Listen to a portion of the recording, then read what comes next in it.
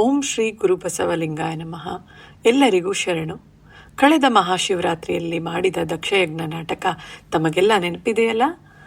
ಸತೀದೇವಿಯು ಅಗ್ನಿಗೆ ಆಹುತಿಯಾದ ನಂತರ ಶಿವ ಕಡು ವೈರಾಗ್ಯ ತಾಳಿ ಘೋರ ತಪಸ್ಸಿನಲ್ಲಿ ಲೀನನಾಗುತ್ತಾನೆ. ಇದರಿಂದಾಗಿ ಲೋಕದಲ್ಲಿ ಅಸುರರ ಅಟ್ಟಹಾಸ ಮಿತಿಮೀರುತ್ತದೆ. ಈಗ ಮುಂದೆ ಏನಾಗುತ್ತದೆ ಎಂದು ನೀವೇ ನೋಡಿ. ಈಗ ದೇವಲೋಕದಲ್ಲಿ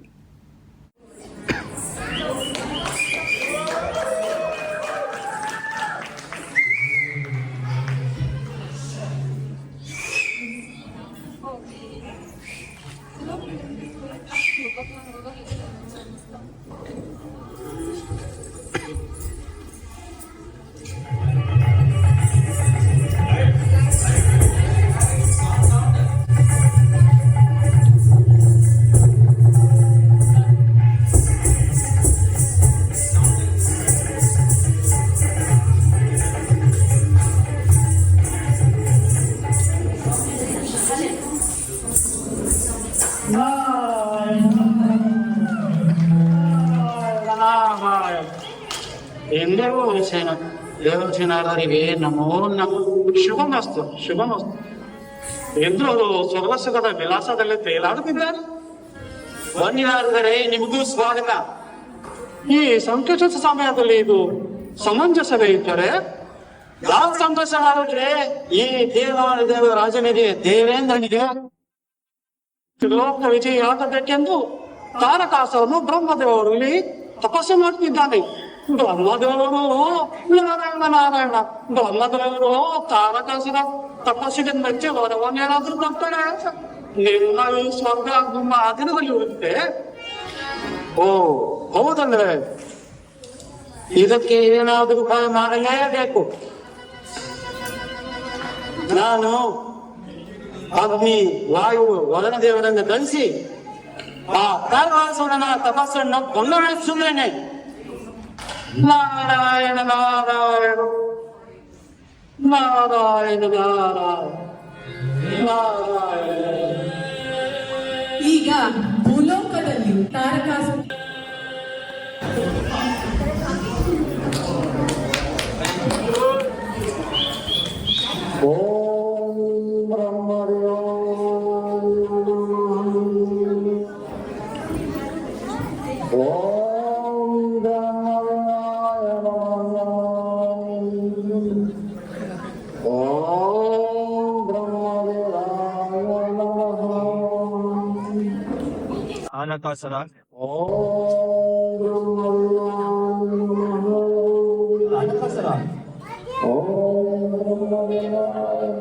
ಆನಕಾಸುರ ಏನು ಆನಕಾಸುರ?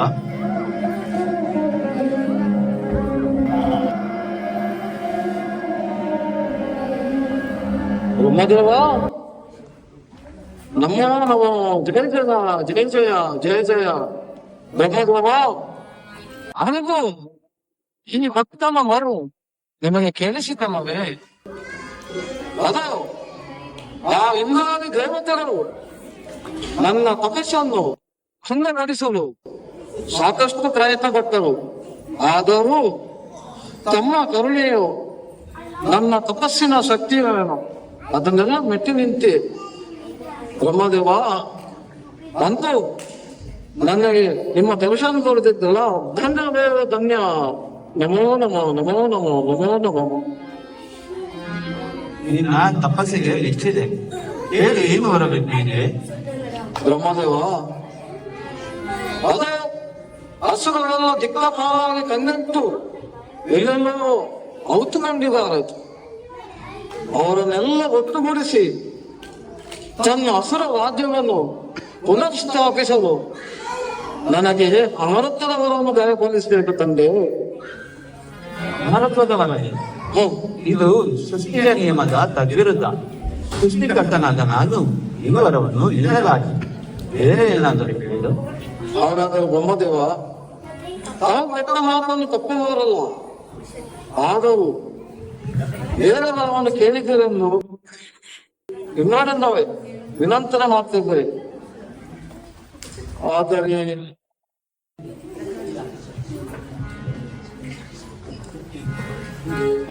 ಬ್ರಹ್ಮದೇವ ನನ್ನ ಮರಣವು ಆ ಶಿವಾಂಶದಿಂದಲೇ ಆಗಲು ಎಂದು ಕಲಿಸಬೇಕು. ಹಾಗೆ ಆಗಲಿ ತಾರಕಾಸುರ. ತಥಾಸ್ತು.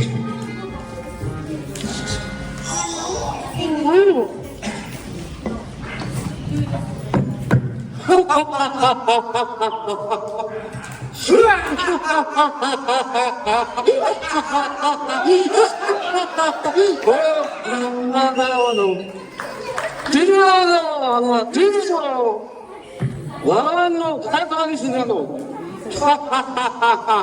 ಶಿವಾಂಶದಿಂದ ನನಗೆ ಮರಣ.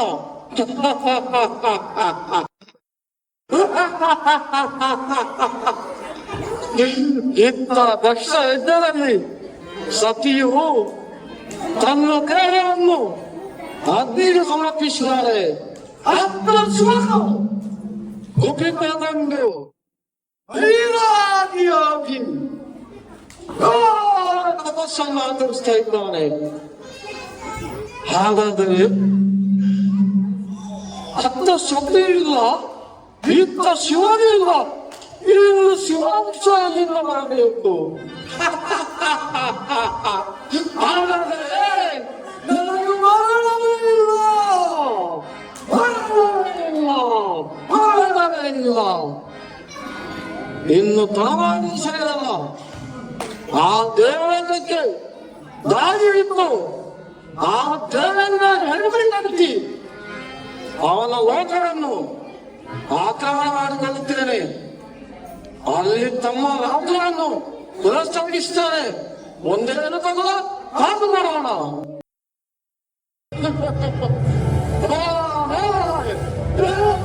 ಮುಂದೆ ಮಾಡೋಣ.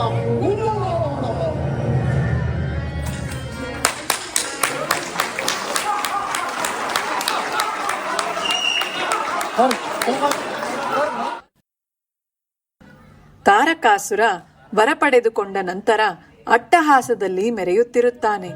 ಇದರ ಪರಿಹಾರಕ್ಕಾಗಿ ದೇವಾನುದೇವತೆಗಳು ವಿಷ್ಣುವಿನ ಮೊರೆ ಹೋಗುತ್ತಾರೆ. ಈಗ ವೈಕುಂಠದಲ್ಲಿ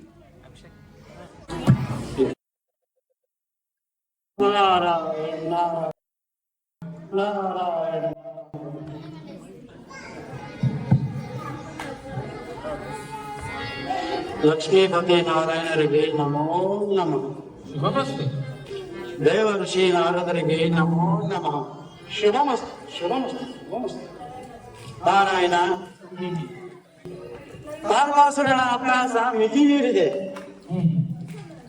ಅವನು ಬ್ರಹ್ಮದೇವತೆಗಳನ್ನು ಪಡೆದ ನಂತರ ದೇವತೆಗಳನ್ನೆಲ್ಲ ಗುರಿಯಾಗಿಸಿಕೊಂಡು ನಿರಂತರ ಹಾನಿ ಮಾಡುತ್ತಿದ್ದಾನೆ. ಅವನಿಂದ ಹೇಗಾದರೂ ಕಾಪಾಡಿ ದೇವ. ಇಂದ್ರರು ಮತ್ತೆ ಸಂಕಷ್ಟದಲ್ಲಿ ಸಿಲುಕಿದ್ದಾರೆ. ದೇವೇಂದ್ರ, ಶಿವಶಕ್ತಿಯರ ಸಹಾಯವಿಲ್ಲದೆ ಸಮಸ್ಯೆಗೆ ಪರಿಹಾರವಿಲ್ಲ. ಪರಶಿವನು ಘೋರ ತಪಸ್ಸಿನಲ್ಲಿ ವಿರಕ್ತನಾಗಿ ತಪಸ್ಸಿನಲ್ಲಿ ಕುಳಿತಿದ್ದಾನೆ. ನಾವು ಆ ಆದಿಶಕ್ತಿಯ ಮೊರೆ ಹೋಗೋಣ. ಆದಿಶಕ್ತಿ ದರ್ಶನ ನೀಡಿ, ದರ್ಶನ ನೀಡಿ ತಾಯಿ, ದರ್ಶನ ನೀಡಿ, ದರ್ಶನ ನೀಡಿ ತಾಯಿ, ದರ್ಶನ ನೀಡಿ.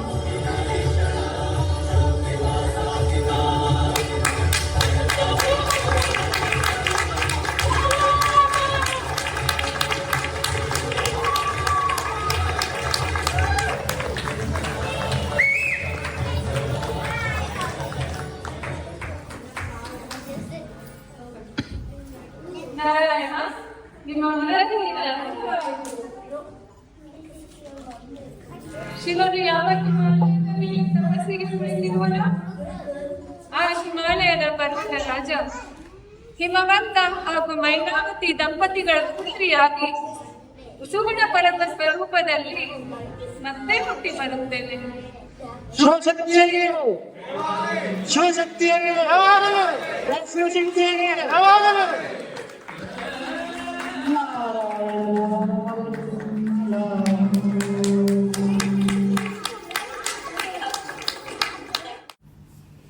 ಅಸುರರಿಗೆ ದೇವಿಯು ಪಾರ್ವತಿಯ ರೂಪದಲ್ಲಿ ಜನ್ಮ ತಾಳಿದ್ದನ್ನು ತಿಳಿದು ಹಿಮವಂತನ ರಾಜ್ಯದ ಮೇಲೆ ನಿರಂತರ ದಾಳಿ ಮಾಡುತ್ತಾ ಇರುತ್ತಾರೆ.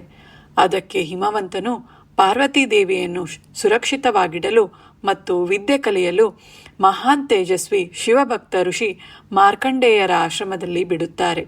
ಶಿವನ ಲೀಲೆ ಕಥೆಗಳನ್ನು ಕೇಳುತ್ತಾ ಪಾರ್ವತೀ ದೇವಿಯು ಬೆಳೆದು ದೊಡ್ಡವಳಾಗುತ್ತಾಳೆ. ಅವಳಿಗೂ ಶಿವನ ಮೇಲೆ ಭಕ್ತಿಭಾವ ಬೆಳೆದು ನಿರಂತರ ಅವನ ಧ್ಯಾನದಲ್ಲಿ ಇರುತ್ತಾಳೆ. ಈಗ ಭೂಲೋಕದಲ್ಲಿ ಪಾರ್ವತೀ ದೇವಿಯು ಧ್ಯಾನದಲ್ಲಿ.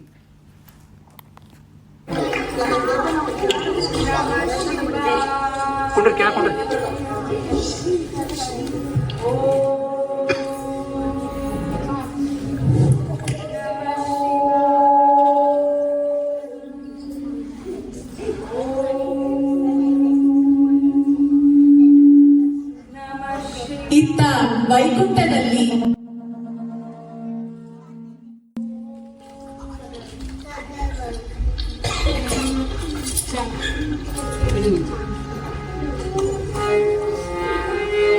ಲಕ್ಷ್ಮೀಪತಿ ನಾರಾಯಣನಿಗೆ ನಮೋ ನಮಃ.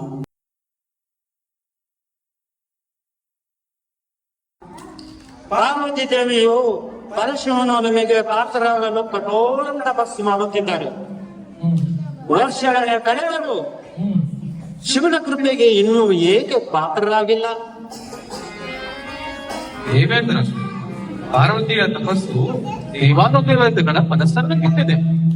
ಆದರೆ ನಮ್ಮ ಪರಶಿವನು ಸತೀಸಾವಿನಿಂದ ಕಂಗೆಟ್ಟು ವಿರಕ್ತನಾಗಿ ಘೋರ ತಪಸ್ಸಿನಲ್ಲಿದ್ದಾನೆ ಹಾಗೂ ಅವನೀಗ ಸಮಾಧಿ ಸ್ಥಿತಿಯಲ್ಲಿದ್ದಾನೆ.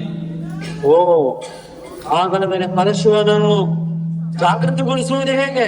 ಓಹೋ, ಶಿವಶಕ್ತಿಯ ಸಂಗಮವಾಗುವುದು ಯಾವಾಗ? ಆಹಾ. ಶಿವಾಂಶ ಹುಟ್ಟುವುದು ಇನ್ಯಾವಾಗ? ಓಹೋ, ದೇವೇಂದ್ರ, ಈಗ ಅರ್ಥವಾಯಿತು. ಶಿವಾಂಶದಿಂದ ತಾರಕಾಸುರನನ್ನು ಸಂಹಾರ ಮಾಡಿಸಿ ಇವರಿಗೆ ಸ್ವರ್ಗ ಸಿಗುವ ಚಿಂತೆ. ಲೋಕ ಕಲ್ಯಾಣಕ್ಕೆ ಈ ಪ್ರಶ್ನೆ ಕೇಳಿದೆ. ಹಾಗೆಯೇ ಅದರಲ್ಲಿ ನಮ್ಮ ಸ್ವಾರ್ಥವೂ ಕೂಡ ಇದೆ. ದೇವೇಂದ್ರ, ಅರ್ಥವಾಯ್ತು. ಎಲ್ಲಿಯವರೆಗೆ ದೇವಿಯ ಸುಗುಣ ಪರಮ ಸ್ವರೂಪಗಳು ತುಂಬುವುದಿಲ್ಲವೋ ಅಲ್ಲಿಯವರೆಗೆ ಪರಶಿವನು ಬ್ರಹ್ಮಾಂಡ ಕಾರ್ಯಗಳಿಂದ ವಿಮುಕ್ತನಾಗಿ ಘೋರ ತಪಸ್ಸಿನಲ್ಲಿ ಮನ ತೊಟ್ಟಿದ್ದಾನೆ. ಹಾಗೆಯೇ ನಮ್ಮ ಪಾರ್ವತಿ ದೇವಿಯು ಕೂಡ ಶಿವನನ್ನು ಮತ್ತೆ ಜಾಗೃತಗೊಳಿಸಿ ಈ ಸೃಷ್ಟಿಯಲ್ಲಿ ಅವನನ್ನು ಆಸಕ್ತನನ್ನಾಗಿ ಮಾಡಬೇಕೆಂದು ಪಣ ತೊಟ್ಟಿದ್ದಾನೆ. ಓ, ಹಾಗಾದ್ರೆ ಮುಂದೆ ಏನು ದೇವ? ಅಂದ್ರೆ ಅದು ನೋಡ ಇಲ್ಲ ಆ ಶಿವಶಕ್ತಿಯರಾಗಿ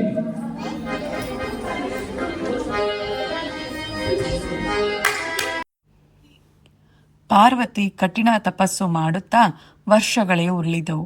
ಪಾರ್ವತಿಯ ಆಹ್ವಾನ ಶಿವನ ಕಿವಿಗಳಿಗೆ ಕೇಳಿಸಲೇ ಇಲ್ಲ. ದೇವತೆಗಳು ಚಿಂತೆಗೆ ಒಳಗಾದರು. ಈಗ ಮುಂದೆ ದೇವಲೋಕದಲ್ಲಿ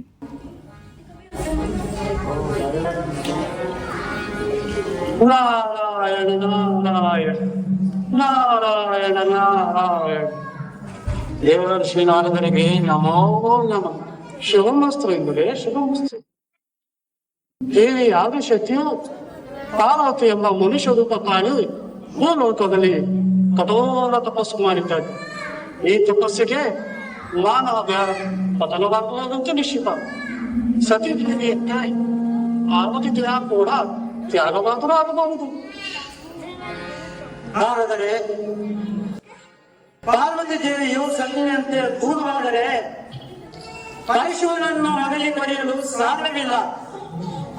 ಈ ಸಮಸ್ತ ಸೃಷ್ಟಿಯು ವಿನಾಶವಾಗುತ್ತದೆ. ಇದಕ್ಕೆ ಏನಾದರೂ ಮಾಡಲೇಬೇಕು. ದೇವಿಯ ಆಹ್ವಾನಗಳು ಪರಶಿವನಿಂದ ತಿರಸ್ಕರಿಸಬಹುದಾದ ಶಿವನಿಂದ ಯಾವ ಕಾಮ್ಯಗಳು ಉಳಿದಿಲ್ಲ. ಯಾವುದಾದ್ರೂ ಒಂದು ಕಾಮನಿಂದ ಮಾತ್ರ ಶಿವನನ್ನು ಜಾಗೃತವಾಗಿಸಬಹುದು.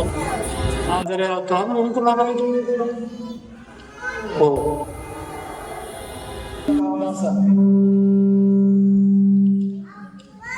ಈ ಕಾರ್ಯ ಕಾಮದೇವರ ಮಾತ್ರ ಮಾಡಬಲ್ಲದು.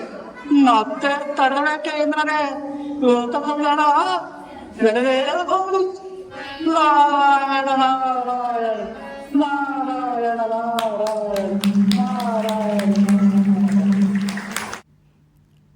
ಕಾಮದೇವರು ಶಿವನನ್ನು ಗುರಿಯಾಗಿಸಿಕೊಂಡು ಮನ್ಮಥ ಬಾಣವನ್ನು ಘೋರ ತಪಸ್ಸಿನಲ್ಲಿರುವ ಶಿವನ ಮೇಲೆ ಪ್ರಯೋಗಿಸುತ್ತಾರೆ. ಶಿವ ಎಚ್ಚರಗೊಂಡು ಕಡುಗೋಪದಿಂದ ತನ್ನ 3ನೇ ಕಣ್ಣಿನಿಂದ ಕಾಮದೇವರನ್ನು ಸುಟ್ಟು ಭಸ್ಮ ಮಾಡುತ್ತಾನೆ. ಇದನ್ನು ತಿಳಿದು ರತಿದೇವಿಯು ಆಘಾತಗೊಂಡು ದುಃಖ ಮತ್ತು ಕೋಪದಿಂದ ಪಾರ್ವತಿ ದೇವಿಗೆ ಶಾಪವನ್ನು ನೀಡುತ್ತಾಳೆ. ಈಗ ಮುಂದೆ ಹಿಮಾಲಯದಲ್ಲಿ ಪಾರ್ವತಿ ನಾರದರು.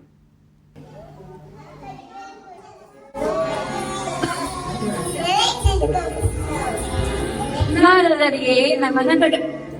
ಕಲ್ಯಾಣ ಮಸ್ತು ಪಾರ್ವತಿ, ಕಲ್ಯಾಣ ಮಸ್ತು. ನನ್ನ ತಪಸ್ಸು ಫಲಫಲದಿಂದ ಶಿವ ಪಾರ್ವತಿಯರನ್ನು ವದನ ಮಾಡಲು ಹೋಗಿ ಪ್ರತಿ ಮನ್ಮಂತರ ಸಂಸಾರ ಒಡೆದು ಹೋಯಿತು. ನನ್ನ ಮೇಲೆ ಶಾಪದ ಬರೆ. ನನ್ನಿಂದ ಆಗುತ್ತಿಲ್ಲ, ನಾನಂದರೆ ನನ್ನಿಂದ ಆಗುತ್ತಿಲ್ಲ. ತಾಳ್ಮೆ ಇರಲು ಪಾರ್ವತಿ, ತಾಳ್ಮೆ ಇರಲು. ಹತಾಶೆ ಬೇಡ. ಶಿವ ಪಾರ್ವತಿಯನ್ನು ಒಂದೇ ಗೂಡಿಸುವ ಜವಾಬ್ದಾರಿ ನಮ್ಮೆಲ್ಲ ಮೇಲಿದೆ. ಇದಕ್ಕಾಗಿ ಸಾಕ್ಷಾತ್ ನಾರಾಯಣನ ಪರಿವಾರ ಸಿದ್ಧಿಸಬೇಕು. ಇದಕ್ಕಾಗಿ ನಾವು ವೈಕುಂಠದಲ್ಲಿರುವ ನಾರಾಯಣನ ಬಳಿ ಹೋಗೋಣ. ನಾರಾಯಣ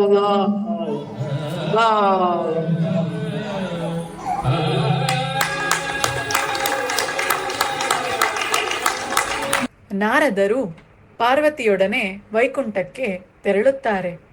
ಈಗ ವೈಕುಂಠದಲ್ಲಿ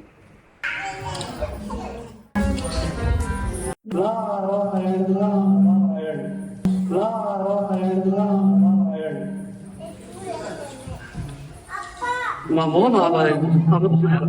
ಶುಭಮಸ್ತು. ನಾರಾಯಣ, ಪಾರ್ವತಿ ದೇವಿಯ ವೇದನೆ ನಿಮಗೆ ತಿಳಿದೇ ಇದೆ. ಇದಕ್ಕಾಗಿ ನೀವು ಪರಿಹಾರ ಸೂಚಿಸಬೇಕು. ನಾರದರೆ ಚಿಂತಿಸಬೇಡಿ. ಪಾರ್ವತಿಯ ಸಂಕಷ್ಟ ನನಗೆ ಅರ್ಥವಾಯಿತು. ಪಾರ್ವತಿ ದೇವಿ, ನೀವು ಹಿಂದೆ ಕಾಶಿಗೆ ಹೊರಡಿ. ಪರಿಹಾರ ಅಲ್ಲಿಂದಲೇ. ನಿಮ್ಮ ಇಚ್ಛೆಯಂತೆ ಆಗಲಿಲ್ಲ. ಕಲ್ಯಾಣವಾಗಲಿ. ನಾರಾಯಣ ನಾರಾಯಣ ನಾರಾಯಣ ನಾರಾಯಣ ನಾರಾಯಣ.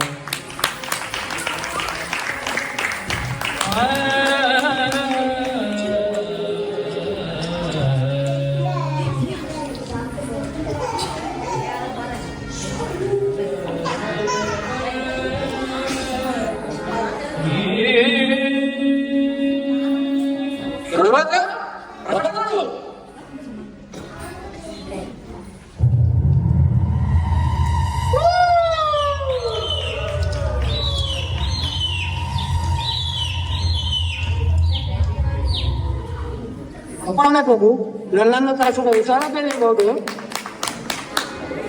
ಗರುಡರಾಜ, ನೀನು ಹಿಂದೆ ಆ ನಾಗಲೋಕಕ್ಕೆ ಮುತ್ತಿಗೆ ಹಾಕು. ಗರುಡ ನಾಗಗಳ ಮಧ್ಯೆ ಮುಗಿದ ವಚನಕ್ಕೆ ಒಮ್ಮೆ ಹೇಳೋಣ.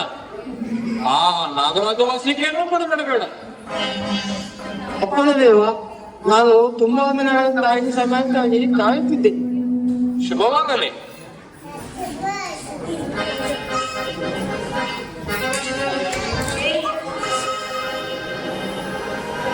ಗರುಡ ರಾಜ ನಾಗಲೋಕ ಪ್ರವೇಶಿಸಿದನು. ಅಡ್ಡ ಬಂದ ನಾಗಗಳನ್ನು ಬೇಟೆಯಾಡುತ್ತಾನೆ. ವಿಷಯ ತಿಳಿದು ನಾಗರಾಜ ವಾಸುಕಿ ಅಲ್ಲಿಗೆ ಬರುತ್ತಾರೆ.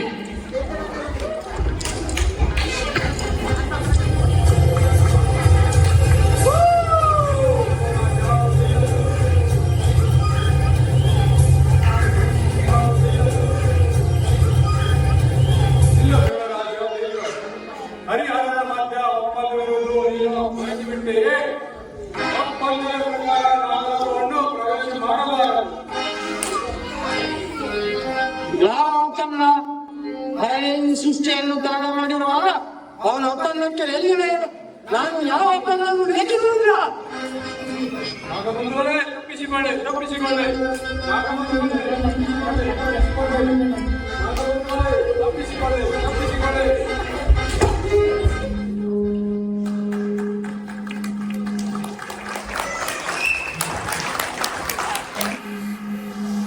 ನಾಗಬಂಧುಗಳು ವಾಸುಕಿಯೊಡನೆ ತಪ್ಪಿಸಿಕೊಂಡು ನಾಗಲೋಕದ ಗುಪ್ತದ್ವಾರದಿಂದ ಹೊರಬಂದು ಶೇಷನಾಗ ಬಾವಿಯ ಮೂಲಕ ಗಂಗೆಯ ತಟದ ಕಡೆಗೆ ಬರುತ್ತಾರೆ.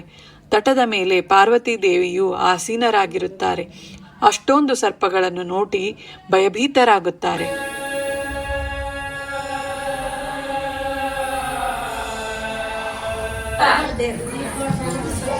ಭಯಬೇಡಿ ದೇವಿ, ನಾನು ನಾಗರಾಜ ವಾಸುಕಿ. ವಿಷ್ಣುವಿನ ವಾಹನ ಗರುಡರಾಜನ ದಾಳಿಯಿಂದ ಕಂಗೆದ್ದು ವಿಧಿ ಇಲ್ಲದೆ ನಾಗಲೋಕದ ಗುಪ್ತ ದ್ವಾರದಿಂದ ನಾವು ಗಂಗೆ ತಟಕ್ಕೆ ಬಂದೆವು. ನಾವು ಪ್ರಾಣಗಳಿದ್ದೇವೆ, ನಮ್ಮನ್ನು ಕಾಪಾಡುವ ಮಾರ್ಗ ತೋರಿಸಿದೇವಿ. ಎಲ್ಲ ಪಶು ಪಕ್ಷಿಗಳಿಗೆ ನಾಥನೊಬ್ಬನೇ ಪಶುಪತಿನಾಥನು. ಈ ಜಗತ್ತಿನಲ್ಲಿ ಸುರಕ್ಷಿತವಾಗಿದ್ದಳ ಕೈಲಾಸಕ್ಕಿಂತ ಮತ್ತೊಂದಿಲ್ಲ. ಬನ್ನಿ, ನಿಮ್ಮೆಲ್ಲರನ್ನು ಅಲ್ಲಿಗೆ ಕರೆದುಕೊಂಡು ಹೋಗುತ್ತೇನೆ. ಧನ್ಯೋಸ್ಮಿ ತಾಯಿ, ಧನ್ಯೋಸ್ಮಿ.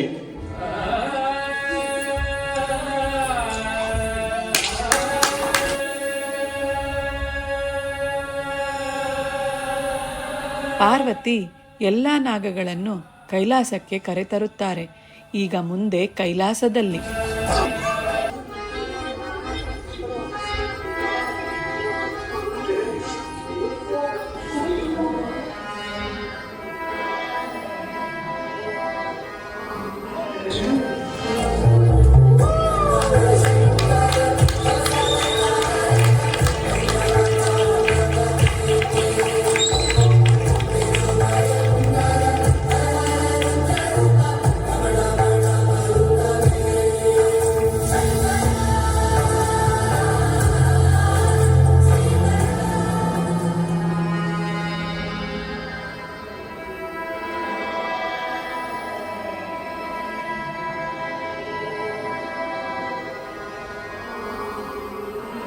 ಹರ ಹರ ಮಹಾದೇವ, ಹರ ಹರ ಮಹಾದೇವ. ದೇವಾದಿ ದೇವ ಮಹಾದೇವನಿಗೆ ಜಯವಾಗಲಿ. ಮಂಗಳವಾಗಲಿ. ಏಕೆ ಭಯದಲ್ಲಿದ್ದೀನಿ ನಾಗರಾಜ ವಾಸಿನಿ? ಮಹಾದೇವ, ಗರುಡರಾಜ ನಾಗಲೋಕಕ್ಕೆ ದಾಳಿ ಮಾಡಿದ್ದಾನೆ. ಕೈಗೆ ಸಿಕ್ಕ ನಾಗಗಳನ್ನು ಸಂಹಾರ ಮಾಡುತ್ತಿದ್ದಾನೆ. ಅದಕ್ಕೆ ನಾವು ತಪ್ಪಿಸಿಕೊಂಡು ಇಲ್ಲಿಗೆ ಬಂದೆವು. ನಮ್ಮನ್ನು ಹಿಂಬಾಲಿಸುತ್ತಾ ಕೈಲಾಸವನ್ನು ಪ್ರವೇಶ ಮಾಡಿದ್ದಾನೆ. ನಮ್ಮ ಸಂತತಿಯನ್ನು ವಿನಾಶ ಮಾಡುವುದೇ ಅವನ ಗುರಿ. ಏನು ಗರುಡರಾಜ ಹೌದು ಮಹಾದೇವ, ಹೌದು. ನನ್ನ ಆಶ್ರಯಕ್ಕೆ ಬಂದ ನನ್ನ ಭಕ್ತನಿಗೆ ನನ್ನ ಎದುರೇ ವಿನಾಶ ಮಾಡುತ್ತೇನೆ ಎಂದು ನಮ್ಮ ಕಲ್ಪನೆಯಲ್ಲಿ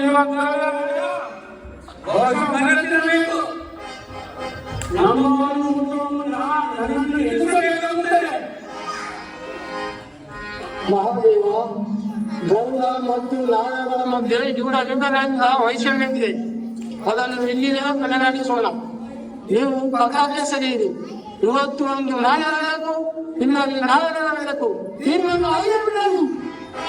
ನೋಡಿದ್ರ ಗರುಡ ರಾಜನ ತರ್ಪಣ.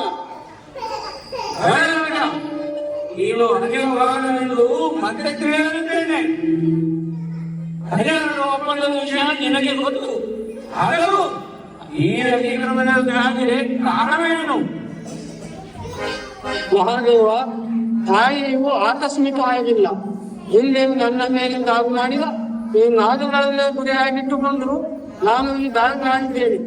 ಆದರೆ ನಾಗರಾಜ ವಾಸಕ್ಕೆ ಎಲ್ಲ ಹೆಚ್ಚು ದುಡ್ಡಂತ ಒಪ್ಪಿಸುತ್ತಿದ್ದಾರೆ.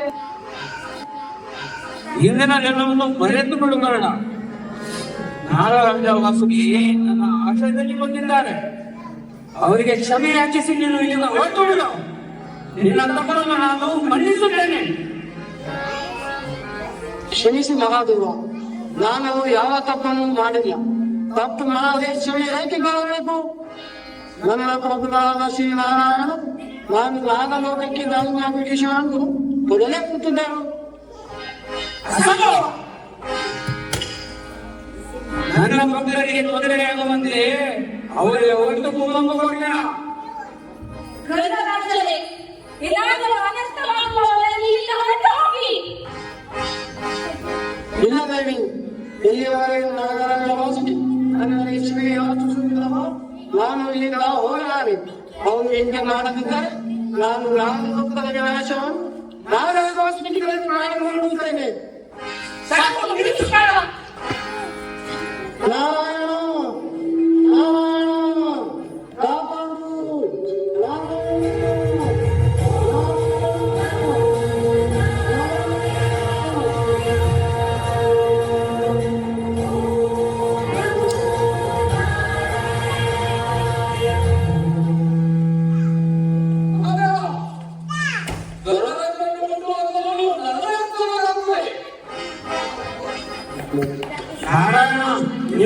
ಹೌದು, ನನ್ನ ಭಕ್ತರನ್ನು ರಕ್ಷಿಸುವ ನನ್ನ ಧರ್ಮವನ್ನು ಬಿಟ್ಟು ನಾನು ಹಿಂದಿರುಗಲಿಲ್ಲ. ಹಾಗಾದರೆ ನನ್ನ ವಾಹನವಾದ ಗರುಡದೇವನ ರಕ್ಷಣೆ ಪಡೆಯಲು ನಾನು ಅಂತಿದ್ದೇನೆ. ನಾನು ಕೂಡ ನನ್ನ ಧರ್ಮವನ್ನು ಬಿಟ್ಟು ಹಿಂದಿರುಗಲಾರೆ. ಹಾಗಾದರೆ ಇಂದು ನಮ್ಮಿಬ್ಬರ ಮಧ್ಯೆ ಧರ್ಮದ ನಿಶ್ಚಯ. ಇದಕ್ಕೆ ಸಿದ್ಧರಾಗಿ ಮಹಾದೇವ.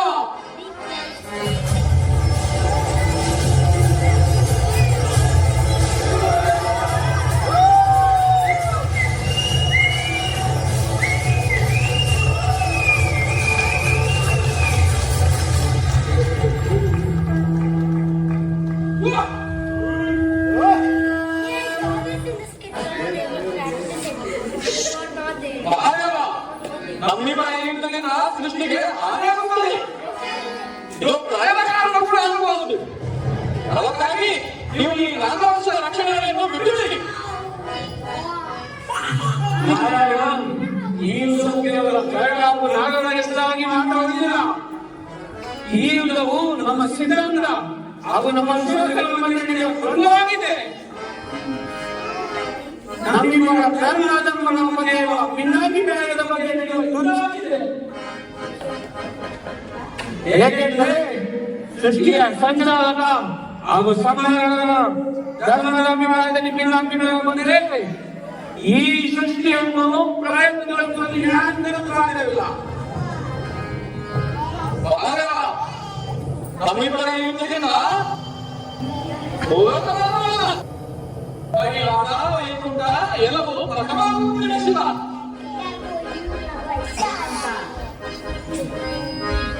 ಪ್ರತಿಯೊಂದು ಮಂದಿರವು ಒಂದು ಹೊಸ ಆರಂಭಕ್ಕೆ ಜನ್ಮ ನೀಡುತ್ತದೆ. ಇದೇ ಸೃಷ್ಟಿಯ ನಿಯಮ ಮತ್ತು ನಾವು ನೀವು ವಿಧಿವಿಧಾನದ ಪಾಠಗಳಾಗಿರು.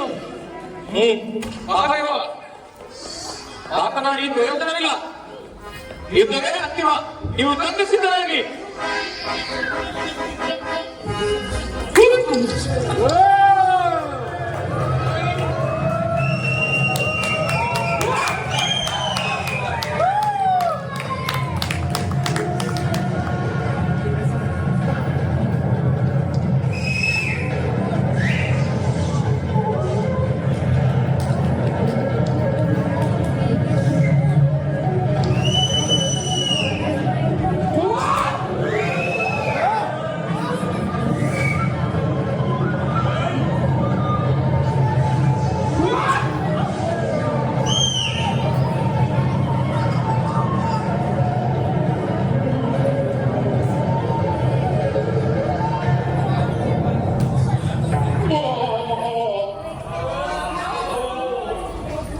ತಾಯಿ, ಜಗತ್ತು ವಿನಾಶ ಸರ್ವನಾಶ ಆಗುವುದಕ್ಕಿಂತ ಮುಂಚೆ ನೀವೇನಾದರೂ ಮಾಡಿದ್ದಾರೆ? ಜೀವನದಲ್ಲಿ ತ್ರಿದೇವರಾದ ಬ್ರಹ್ಮ ವಿಷ್ಣು ಮಹೇಶ್ವರರು ಒಂದೇ. ಇದಕ್ಕಾಗಿ ನಾನು ಬ್ರಹ್ಮದೇವರ ಪ್ರತಿ ನನ್ನ ಭಕ್ತಿಯಿಂದ, ನಾರಾಯಣರ ಪ್ರತಿ ನನ್ನ ಶ್ರದ್ಧೆಯಿಂದ, ಮಹಾದೇವರ ಪ್ರತಿ ನನ್ನ ಪ್ರೇಮದಿಂದ ನಾನು ಬ್ರಹ್ಮದೇವರನ್ನು ಆಹ್ವಾನಿಸುತ್ತಿದ್ದೇನೆ. ಬ್ರಹ್ಮದೇವ ದರ್ಶನ ನೀಡಿ, ದರ್ಶನ ನೀಡಿ, ಬ್ರಹ್ಮದೇವ ದರ್ಶನ ನೀಡಿ.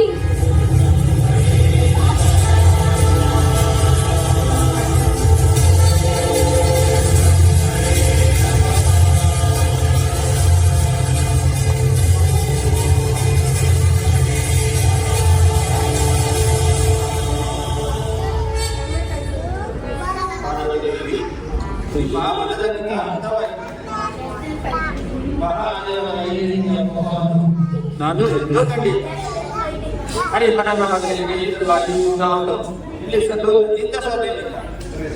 ಹಾಗಾದರೆ ನಾವು ಈಗ ಏನು ಮಾಡಬೇಕು ಬ್ರಹ್ಮದೇವ? ಪಾರ್ವತಿ ದೇವಿ ಈ ಯುದ್ಧವನ್ನು ಹರಿಹರನೇ ಪ್ರಾರಂಭ ಮಾಡಿದ್ದಾರೆ. ಅದಕ್ಕೆ ಅಂತ್ಯವು ಅವರೇ ಮಾಡಬೇಕು. ಯುದ್ಧ ಅಂತ್ಯವಾಗಲಿ, ಜಗತ್ ಕಲ್ಯಾಣವಾಗಲಿ ಎಂದು ನಾವೆಲ್ಲ ಆಶಿಸೋಣ.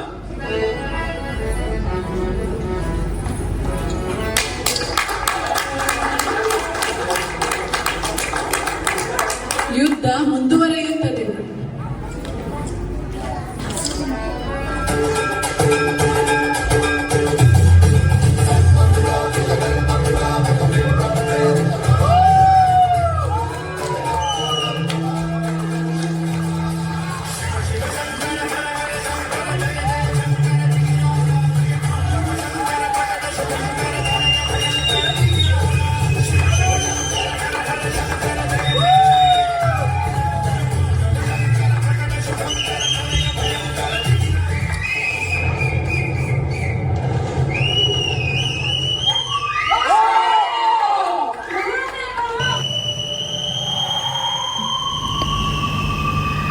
ಯುದ್ಧ ಮುಂದುವರೆದು ಶಿವ ಕೋಪದಿಂದ ತ್ರಿಶೂಲವನ್ನು ಎತ್ತಿ ವಿಷ್ಣುವಿಗೆ ಚುಚ್ಚುತ್ತಾರೆ.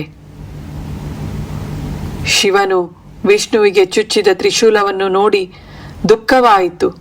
ತುಂಬಾ ಪಶ್ಚಾತ್ತಾಪ ಪಟ್ಟುಕೊಂಡರು. ಎಲ್ಲಾ ದೇವತೆಗಳು ಪ್ರತ್ಯಕ್ಷರಾದರು.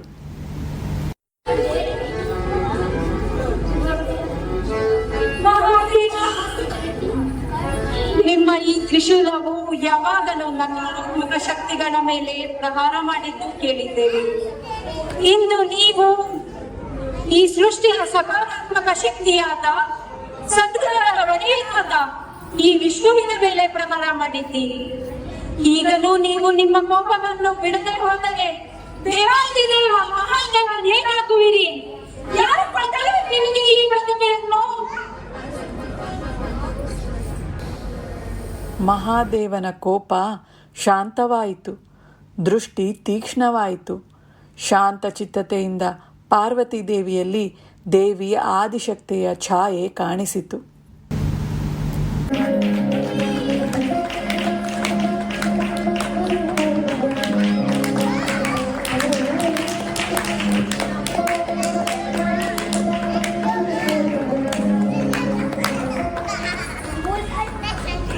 ಮಹಾದೇವ, ನೀವು ಯಾವಾಗ ಹರಿಯ ಪೀಡೆಯನ್ನು ಮುಕ್ತಗೊಳಿಸುವಿರೋ ಆವಾಗಲೇ ನೀವು ಮಹಾದೇವನಾಗುವಿರಿ. ಮಹಾದೇವ, ಸತಿಯ ದೇಹ ತ್ಯಾಗದ ನಂತರ ಆದಿಶಕ್ತಿಯು ಪಾರ್ವತಿ ರೂಪದಲ್ಲಿ ಮರಳಿ ಬಂದಿದ್ದಾರೆ. ಯುದ್ಧದ ಉದ್ದೇಶ ಸತಿಯ ಸಾವಿನಿಂದಾದ ನಿಮ್ಮ ಶೋಕ ನಿವಾರಣೆ ಮಾಡಿ ನಿಮ್ಮನ್ನು ಜಾಗೃತಿಗೊಳಿಸುವುದಾಗಿತ್ತು. ಅನಾಸಕ್ತಿಯಿಂದ ಆಸಕ್ತಿಯೆಡೆಗಿನ ನಿಮ್ಮ ಈ ಯಾತ್ರೆ ಇಲ್ಲಿಂದ ಪ್ರಾರಂಭಗೊಂಡಿದೆ. ನಾರಾಯಣ, ನನ್ನ ಈ ಕ್ರೋಧವನ್ನು, ನನ್ನ ಅನಾಸಕ್ತಿಯನ್ನು ವಿಲೀನಗೊಳಿಸಲು ನನ್ನ ತ್ರಿಶೂಲದ ಪ್ರಾಣವನ್ನು ಸಹಿಸಿಕೊಂಡಿರಿ. ಶಿವ ಮುಂದುವರೆದು ಚುಚ್ಚಿದ ತ್ರಿಶೂಲವನ್ನು ತೆಗೆಯುತ್ತಾರೆ. ಮಾಯಾಬಲದಿಂದ ನೋವನ್ನು ನಿವಾರಣೆ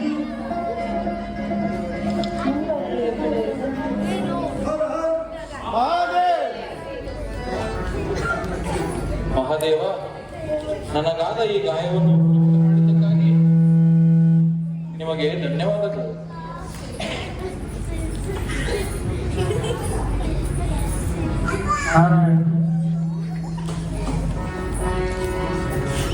ನಿಮಗಾದ ಈ ಗಾಯವನ್ನು ಗುಣಮುಖ ಮಾಡಲು ನನಗೊಂದು ಅವಕಾಶ ಕೊಡಿ. ನಾರಾಯಣ, ಈ ಗಾಯವನ್ನು ನನ್ನ ಜೊತೆ ಇರಲು ಬಿಡಿ. ಹರಿಹರ ಯುದ್ಧದ ಸಮಾನ ಸ್ವರೂಪವೇ ಈ ಗಾಯಗಳು. ಮಹಾದೇವ, ನಿಮ್ಮ ಕಂಠದ ಮೇಲೆ ನನ್ನ ಬೆರಳಿನ ಕಪ್ಪು ಗುರುತುಗಳಿರುವ ಕಾರಣ ಜಗತ್ತು ನಿಮ್ಮನ್ನು ಇಂದಿನಿಂದ ಶಿತಿಕಂಠ ಮಹಾದೇವನೆಂದು ಕರೆಯುತ್ತಾರೆ. ಶಿತಿಕಂಠ ಮಹಾದೇವನಿಗೆ, ಶಿತಿಕಂಠ ಮಹಾದೇವನಿಗೆ, ಶಿತಿಕಂಠ ಮಹಾದೇವನಿಗೆ.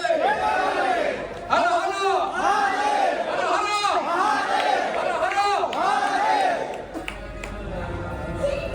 ಮಹಾದೇವ, ನೀವಿನ್ನು ನಾಗವಂಶಕ್ಕೆ ಶಾಶ್ವತ ಅಭಯಾತನ ನೀಡಿತು. ನಿಶ್ಚಯತೆ ಆಗಲಿ ನಾರಾಯಣ. ನಾನೀಗ ಸಮಸ್ತ ನಾಗವಂಶಕ್ಕೆ ಅಭಯವನ್ನು ನೀಡುತ್ತೇನೆ. ಇದರ ಪ್ರಮಾಣ ಸ್ವರೂಪವೇ ನಾನು ನಾಗರಾಜ ವಾಸುಕಿಯನ್ನು ಶಾಶ್ವತವಾಗಿ ನನ್ನ ಕೊಡಿನಲ್ಲಿ ರಕ್ಷಿಸಿಕೊಳ್ಳುತ್ತೇನೆ.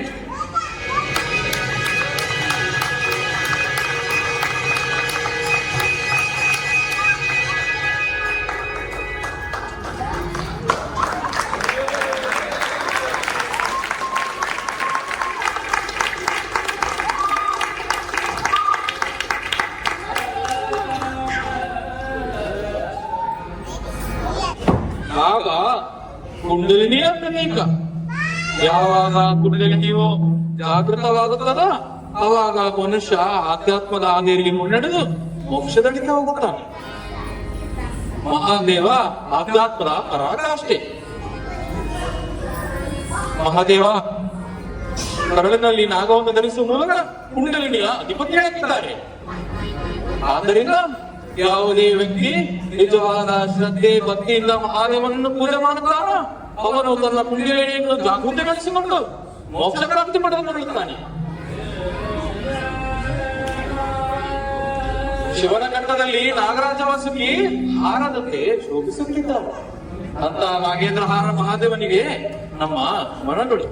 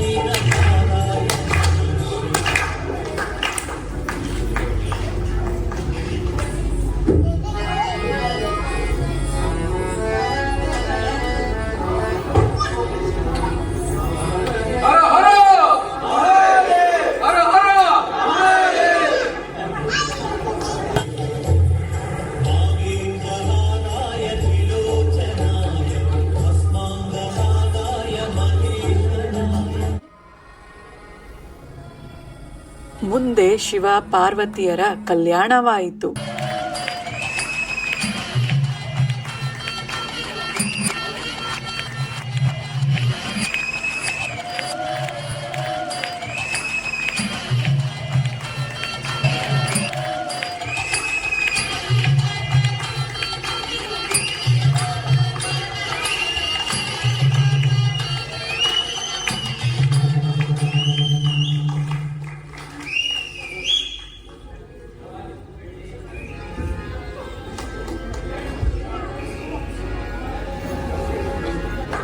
ಕಲ್ಯಾಣದ ನಂತರ ಶಿವ ಪಾರ್ವತಿಯರಿಗೆ ಕಾರ್ತಿಕೇಯನೆಂಬ ದಿವ್ಯ ಪುತ್ರ ಜನಿಸಿ ದೇವತೆಗಳ ಸೇನಾಧಿಪತಿಯಾಗಿ ನಿಯುಕ್ತಗೊಳ್ಳುತ್ತಾರೆ.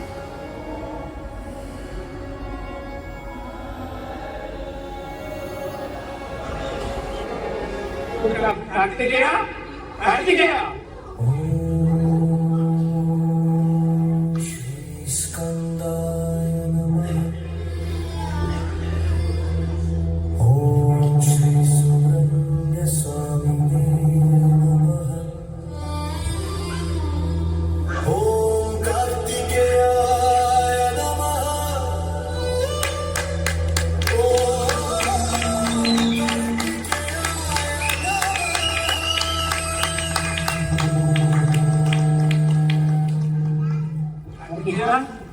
ಪುತ್ರ ಕಾರ್ತಿಕೇಯ, ಜಗತ್ತಿಗೆ ಕಂಟಕವಾಗಿರುವ ತಾರಕಾಸುರನನ್ನು ವಜ ಮಾಡಿ ಬಾ,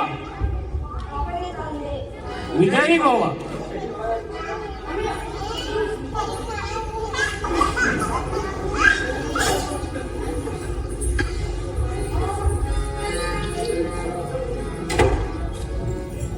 ಈಗ ಕಾರ್ತಿಕೇಯ ತಾರಕಾಸುರನ ಸಂಹಾರಕ್ಕೆ ತೆರಳುತ್ತಾರೆ.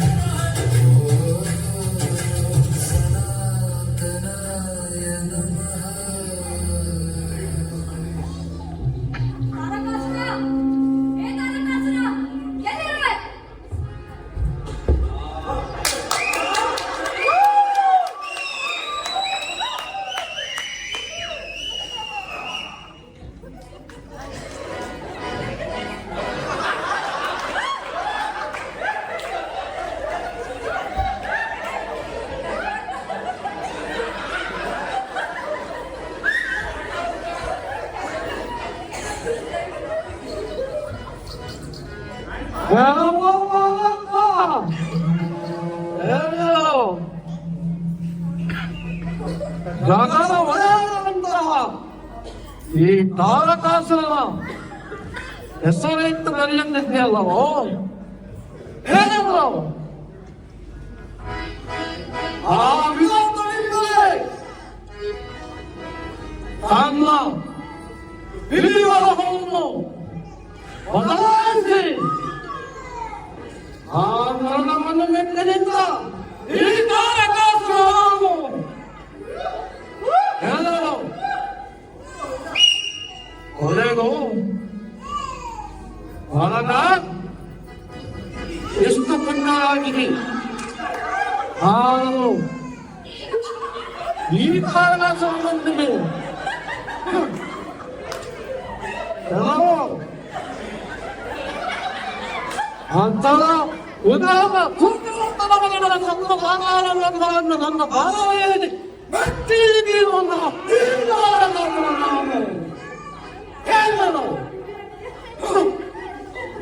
ಅವರೇನೋ ಮಾಡಕ ಹಾಗಿದ್ದರೆ ಈ ಭೂಮಿಯ ನರಕವನ್ನು ಅಲೆಯದಿದೆ ಆ ಆಕಾಶವೇ ಹೆಚ್ಚುವುದು ಕೈಯತ್ತಿದರೆ ಭೂಮಿಗಳ ಶಿಕ್ಷೆ ಅಂತಹ ತಾರಕಾಸುರನಿಗೆ ಹೆಸರನ್ನು ಕರೆಯಿಸಿದ್ರು ಹೌದೇನೋ ಸಮಸ್ತ ಶ್ರೀಲೋಕವಾಗಿ ತನ್ನ ಕೈಮುಷ್ಟಿಯಲ್ಲಿ ಇಟ್ಟಿರುವಂತಹ ಈ ತಾರಕಾಸುರನೇ ಅದು ನಾನೇ ನಾನೇ ನಾನೇ ಹೌದೇನು ಅಲ್ಲಾರಿ ಯುದ್ಧಕಾರಿಗಳನ್ನು ಬರುತ್ತಿದ್ದೇವೋ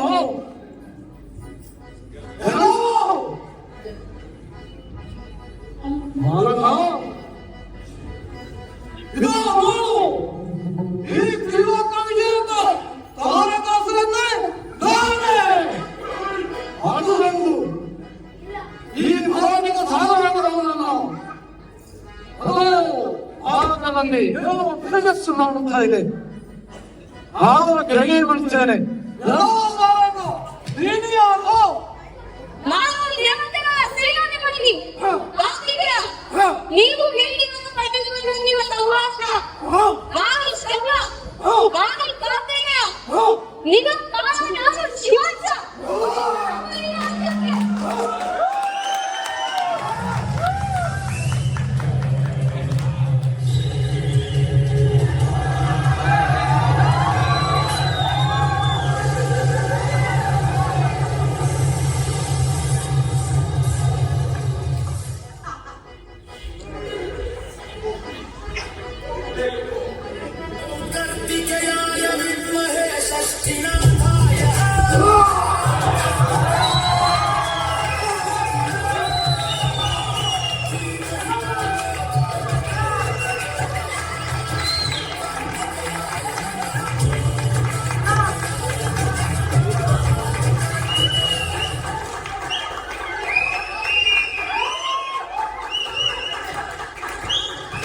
ಇಲ್ಲಿಗೆ ಇದು ಗಣಿಯರ ಯುದ್ಧ ಸಂಪನ್ನವಾಯಿತು.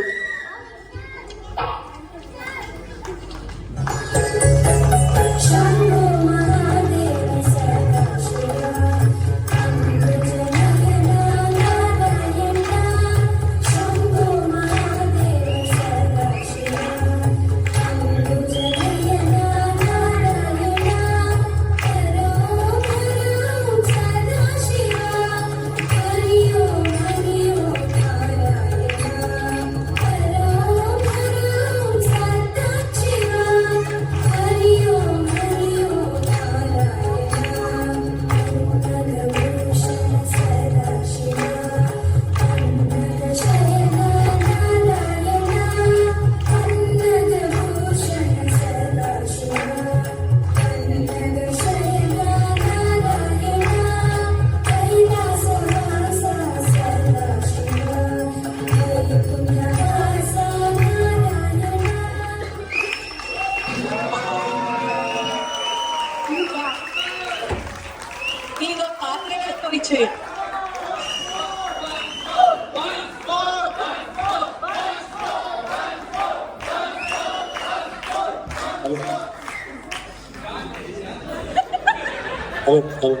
ನಾಗಗಳ ಪಾತ್ರದಲ್ಲಿ ಕುಮಾರ್ ರೋಹನ್ ಹಡ್ಪರ್, ಕುಮಾರ್ ಅಥರ್ವ ಸುಂಡಿ, ಕುಮಾರ್ ಜ್ಞಾನ್ ಪಟ್ಟಣ ಶೆಟ್ಟಿ, ಕುಮಾರ್ ಪ್ರಿನ್ಸ್ ಪಾಟೀಲ್.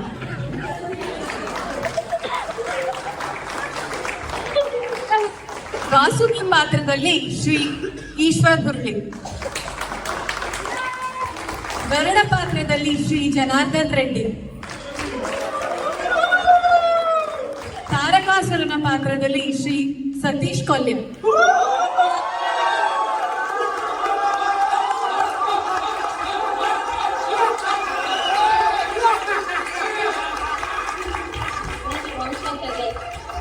ಅಪ್ಸರೆಯಾಗಿ ಕುಮಾರಿ ಜಾಗೃತಿ ಪಟ್ಟಣ ಶೆಟ್ಟಿ,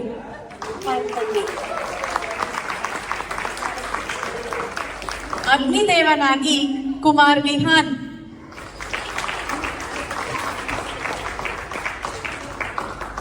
ವಾಯುದೇವನಾಗಿ ಕುಮಾರ್ ಓಂಕಾರ್, ಇಂದ್ರನ ಪಾತ್ರದಲ್ಲಿ ಶ್ರೀ ರವಿಮೂರ್ತಿಯವರು. ರಾಜ ದೇವರಿಗೆಲ್ಲ ರಾಜ ಇಂದ್ರ ದೇವೇಂದ್ರ.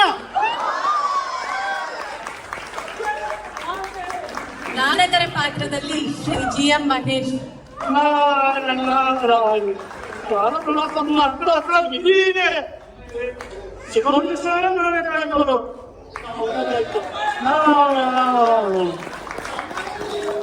ಕಾರ್ತಿಕೇಯನ ಪಾತ್ರದಲ್ಲಿ ಕುಮಾರ್ ರಿಷಬ್ ಹಿರೇಮಠ್,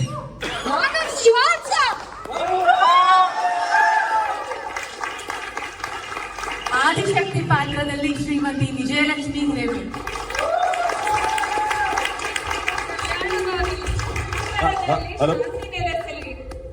ಸಂತೋಷ ಎಲ್ಲರಿಗೂ ಸಿಗಲಿ.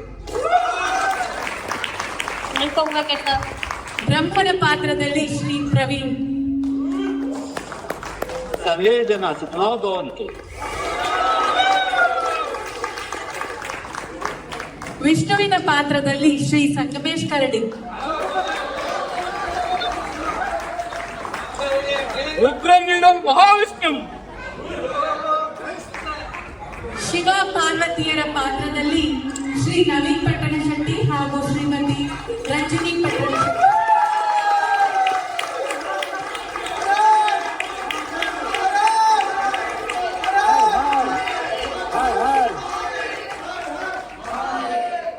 ಎಲ್ಲರೂ ಜೋರಾದ ಚಪ್ಪಾಳೆಯೊಂದಿಗೆ ಇವರಿಗೆ ಪ್ರೋತ್ಸಾಹಿಸಿ.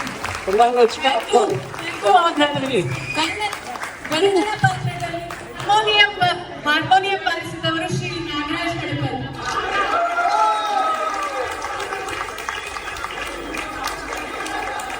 हर हर हर हर बम भोलेनाथ की।